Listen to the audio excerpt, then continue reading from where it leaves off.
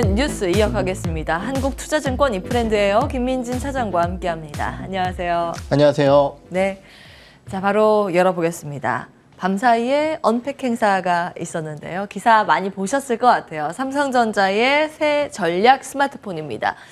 그 접는 폰이 참 예쁘게 나왔어요. 근데 네. 전작이랑 그 외형상으로는 크게 차이는 없어 보이는데 뭔가 슬림화됐다는 분석은 있습니다. 다음 보시죠. 사양이 많이 올라갔어요. AP 시스템 쪽에 조금 공들인 흔적이 있고요. 카메라 사양, 배터리.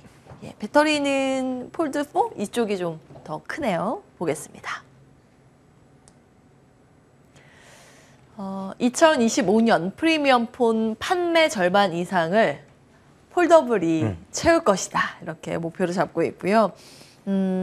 이런 16일부터 사전 판매에 들어가고 폴더블 부품주에 대해서 긍정평가가 조금씩 나오기 시작합니다. 시장 다른 종목 워낙 강한데 오늘은 조금 소외받는 느낌이 없지 않아 있어요. 그래서 저가 매수 가능할까라는 포인트도 세워보겠습니다. 왜 그런지를 좀 살펴봐야 될 것 같아요. 네. 어제 이제 언팩 행사 내용 그리고 이제 두 개의 스마트폰에 대한 스펙을 살펴보게 되면은 저는 사실은 긍정적이었다고 생각을 합니다. 왜냐면은요, 예. 지금 이제 두 개의 폰에 이 소비자들의 뭐 여러 가지 의견들이 있겠지만은 플립 같은 경우 가장 이제 좀 얘기가 많았었던 것 중에 하나가 배터리 하고 다음에 이제 메모리 두 개였어요. 그런데 메모리 같은 경우는 이제 256기가 용량이죠. 그 부분 말고는 이제 선택지가 없었습니다. 폴드 같은 경우는 이제 뭐 1기가 이상의 그리고 512나 256기가에 대한 선택지가 있었는데 플립 같은 경우는 256밖에는 없었거든요. 그런데 이제 이번에 512 용량이 좀 탄생을 했기 때문에 당연히 이제 긍정적이다라고 볼 수 있을 것 같고, 또 하나의 이제 플립의 이슈가 배터리 광탈 이슈가 굉장히 많았었습니다. 이 부분 자체가 뭐 공식적으로 얘기가 나온 건 아니지만은 사용자들의 평을 들어봤을 때는 배터리가 너무 빨리 닳는다 이 얘기가 굉장히 많았었는데 배터리 용량을 키웠거든요. 그렇기 때문에 플립 쪽은 단점 개선을 위한 움직임을 가졌다라고 표현을 하는 게 맞을 것 같고요. 폴드 쪽 같은 경우는 아무래도 이제 화면 자체가 대면적이고 이 크게 이제 접히다 보니까 문제 중에 하나가 이제 무게였어요. 물론 이제 무게가 엄청나게 많이 줄어들지는 않았습니다. 하지만은 이번 신작에는 그래도 전작 대비해서 무게가 조금 줄어들었고요. 대면적 쪽을 사용한다라는 얘기는 결국은 이제 조금 더 활용할 수 있는 방안 자체가 커져야 된다는 부분인데요. 이번 내용에서 이제 PC 쪽과 비슷한 환경을 제공을 하면서 그러한 사용처를 좀 확대시키겠다. 이러한 부분들이 이제 폴드4의 내용이었고, 또 하나는 이제 카메라 쪽에 대한 화소수가 크게 증가를 하게 되었습니다. 플립 같은 경우는 이제 카메라 화소수 증가보다는 이제 센서로 밝기가 이제 좋아졌다라는 얘기가 있는데요. 폴드 같은 경우는 화소수가 늘어났기 때문에 전반적인 이제 카메라 쪽에 대한 역량 자체도 확대됐다라는 점, 이러한 부분들을 긍정적이다라고 표현을 해볼 수 있을 것 같은데, 왜 그러면은 이제 시장에서 아쉬움을 표명하고 있느냐? 방금 얘기하셨듯이 외형상의 변화라든지 아니면 정말 극적인 부분으로서의 변화 포인트가 크게 작용을 하지 않았다라는 점이에요. 거기에 더해서 이제 또 하나 살펴봐야 될 부분이 가격 자체가 좀 올랐습니다. 지금 이제 플립 같은 경우는 전작 대비해서 10만 원가량 오른 가격이다라고 얘기를 하고, 폴드 같은 경우는 가격이 많이 오른 것은 아니지만은 동일한 512기가로 봤을 때는 한 2만 원 정도 가격이 비싸다라고 하는데, 문제는 뭐냐면은 결국은 이제 인플레이션과 재화 소비에 대한 둔화 우려 때문에 세트 수요에 대한 감소 우려가 나타나고 있는데, 가격이 올라갔다라고 한다면은 혹시 이거 판매가 둔화되는 거 아니냐, 이러한 우려감들이 있기 때문이겠죠. 그러다 보니까 지금 시장에서는 이러한 언팩 행사에도 불구하고 관련 부품주들에 대한 주가가 좀 하락하는 게 아닌가, 이렇게 좀 생각을 해볼 수 있을 것 같습니다.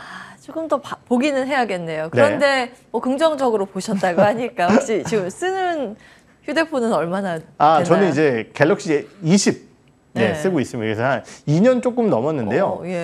아직까지는 바꿀 생각이 없어서요, 저는. 네, 그렇습니다. 저는 약간 고민 중이에요. 3년 넘었거든요.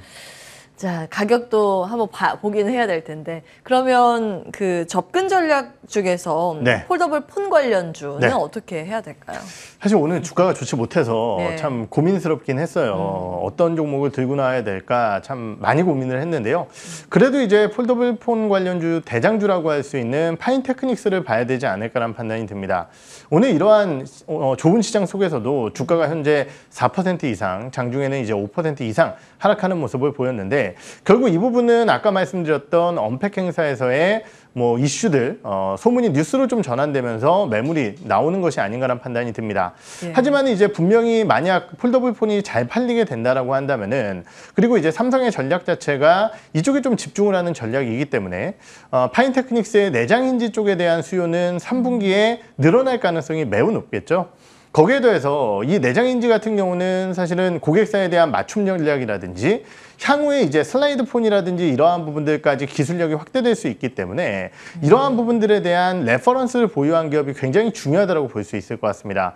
그러한 측면에서 파인테크닉스에 대한 기술력 자체는 유효하다고 판단을 하고, 또 하나 이제 눈여겨봐야 될 부분은요. 삼성이 이제 폴더블 쪽에 대한 전략을 확대시키고 있다. 거기에 더해서 세트 쪽에 대한 전반적인 성과 자체를 거의 애플이 과실로 가져간다는 측면에서 봤을 때 삼성전자뿐만이 아니라 삼성전자가 만약 폴더블 쪽에 성공을 하게 된다라고 한다면은 네. 중화권 고객들에 대한 전반적인 폴더블 세트에 대한 참여가 늘어날 가능성이 높습니다.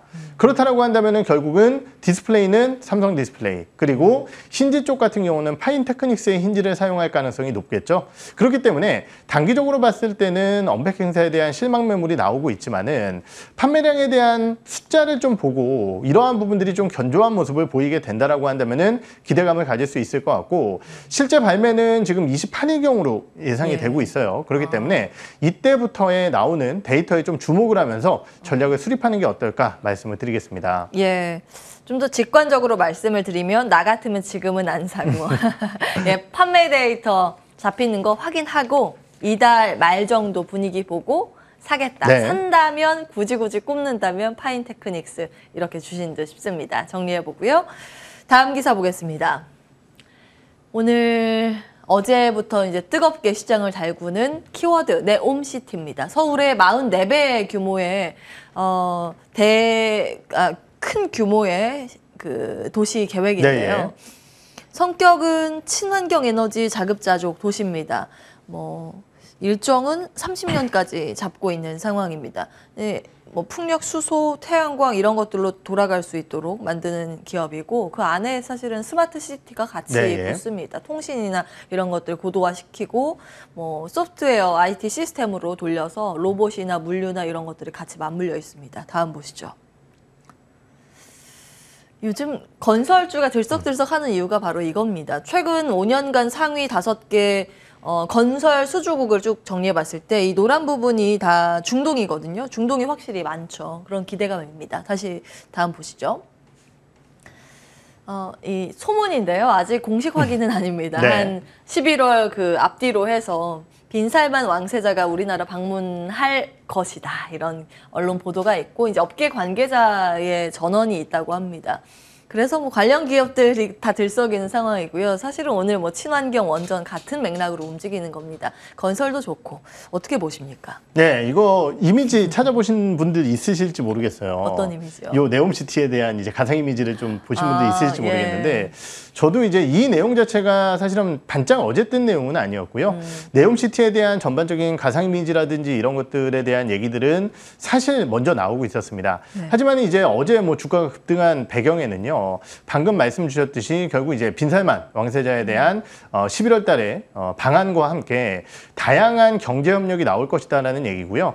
사실 이제 네옴시티에 대한 이슈보다는 조금 더 먼저 현실적인 것은 원전에 대한 수주 얘기들이 좀 나오고 있는 상황인 것 같아요. 하지만 이제 전일 건설주들이 좀 급등을 하면서 이러한 부분들에 대한 기대감들이 좀 확대가 되고 있는 상황이다라고 말씀을 드리겠고요. 그러한 부분들은 이유가 뭐냐? 정말 엄청난 규모의 자금이 투입될 것이다라는 부분이고, 우리가 이제 항상 걱정을 했었던 게 저유가 흐름과 함께 중동 지역들에 대한 전반적인 재정 건전성에 대한 우려들을 얘기를 많이 했었는데, 최근 이제 고유가와 함께 이 국가들에 대한 재정 건전성이 좋아지게 되면서 해외 쪽에 대한 수주가 늘어날 것이다라는 기대감들이 반영되고 있다는 겁니다. 말씀드렸듯이 원전 관련주뿐만이 아니라 건설 쪽에 대한 부분들이 나타났을 때 글로벌 스마트 시티에 대한 이슈라든지 아니면은 이쪽에 들어갈 수 있는 큰 장벽들, 이러한 부분들을 태양광과 연결짓겠다라고 얘기를 하고 있는데요. 이러한 부분들에 따른 전반적인 원전과 태양광 관련에 대한 기대감들이 좀 확대된다라는 측면에서 봤을 때 건설주들 좋은 흐름을 보였다라고 평가를 드릴 수 있을 것 같고, 사실 건설주들에 대한 이슈는 이것뿐만이 아니라 조금 더 기대할 수 있는 내용들이 많습니다. 그렇기 때문에 전반적으로 바닥권을 딛고 올라서고 있는 건설주들에 대한 기대감들 조금 더 가져가 보도록 하겠습니다. 이거 외에도 더 기대할 볼만한 포인트가 뭐예요? 저는 사실은 네옴시티 기대감은 굉장히 먼 일이잖아요. 그쵸. 그리고 진짜 우리나라 기업들이 수주를 한다라는 내용도 잘 모르죠. 예, 그러니까 아직 확실하지 않죠. 수주를 할 수 있느냐 그렇죠. 마느냐도 없고 아직 네. MOU 뭐 이런 진행도 안 되고 있는 맞습니다. 상황이죠. 근데 제가 주목하는 부분은요. 가장 중요한 펀더멘탈이라고 할 수 있는 주택 부분이에요. 이 얘기가 무슨 얘기냐? 최근에 이제 원재료가 부담에 대한 이슈들이 줄어드는 기업들에 대한 주가가 좋다라는 말씀을 제가 화요일 날 나와서 드렸던 것 같고, 그때 이제 음식료 관련주들이라든지 건설주들에 대한 얘기를 좀 드렸었던 것 같습니다. 지금 이제 건설주들 같은 경우는 올해 1분기, 2분기부터 주요 원재료라고 할 수 있는 철강, 그리고 들어가는 이제 MDF 합판이라든지 아니면 다양한 시멘트, 이러한 부분들에 대한 가격 부담 때문에 주택 원가율이 굉장히 많이 올라갔습니다. 원가율이 올라간다는 얘기는 그만큼 이익률이 떨어지는 부분이기 때문에 결국은 우리나라 건설사들의 대부분의 이익 자체가 주택 건설 쪽에 나오고 있는 상황이기 때문에 굉장히 중요한 지표라고 볼 수 있을 것 같은데요. 지금 이제 2분기의 실적 흐름을 확인해 봤을 때 뭐 현대건설 같은 경우는 해외 쪽에 대한 이슈가 있었지만은 대우건설이라든지 이런 기업들 같은 경우는 국내 주택 부분의 원가율을 크게 높이면서 실적이 부진했었다라는 거죠. 하지만은 국내 주택 경기에 대한 부분들, 물론 부동산 경기에 대한 하락 우려를 하고 있지만은 착공만 들어가게 된다면은 시공사들은 그 부분이 매출로 반영이 되고요. 원재료 가격이 떨어지게 된다라고 한다면 원가율이 하락을 하기 때문에 실적이 좋아지게 됩니다. 그렇기 때문에 저는 이 펀더멘탈, 즉 주택 부분의 원가율이 하락하는 것에 조금 더 포커스를 맞춰야 된다라고 판단을 하고 있습니다. 아, 그렇군요. 원가율 개선이라는 눈에 보이는 실질적인 네. 모멘텀에 주목을 하셨습니다. 종목을 본다면 어떤 게 좋을까요? 네, 그래서 이제 저는 현대건설을 현대건설. 준비를 했어요. 예. 왜냐면 이제 현대건설 같은 경우는 지난 2년여간 주택 부분 쪽에서 굉장히 강한 수주 흐름을 만들어냈었고요. 올해 상반기 같은 경우도 상당히 좋은 수주 흐름을 보였습니다. 거기에 더해서 해외 쪽에 대한 이슈 같은 경우도 판단을 해봐야 될 것 같은데요. 지금 이제 우리나라가 네옴시티에 대한 기대감을 높이고 있는 가장 큰 이유 중에 하나가 UAE에 이제 건설한 이 가장 높은 건물이 있죠. 그것 같은 경우 이제 삼성물산이 이제 진행을 했었고요. 싱가포르의 마리나 샌즈 뭐 이러한 것들도 우리나라 기업들이 했습니다. 이러한 랜드마크 건물들을 수주를 하다 보니까 해외 쪽에 특히 중동 쪽에 대한 수주 기대감이 높은데요. 과거부터 우리나라 같은 경우는 이제 중동 쪽에 붐하면은 가장 먼저 떠오르는 기업이 현대건설이라는 기업입니다. 거기에 대해서 아까 말씀드렸던 주택 부분 같은 경우 상반기에 굉장히 많은 수주를 해놨기 때문에 원가율만 하락하게 된다라고 한다면 이 부분을 이익으로 반영을 할 수 있다는 거죠. 이러한 부분들에 대한 기대감들을 모두 가져갈 수 있는 현대건설. 거기에 더해서 원전 같은 경우도 현대건설 같은 경우는 다른 기업들 대비해서 레퍼런스 구조를 조금 더 가져갈 수 있기 때문에 다양한 모멘텀을 반영시킬 수 있을 만한 기업이 아닐까 판단을 해보도록 하겠습니다. 예, 기억해 보겠습니다.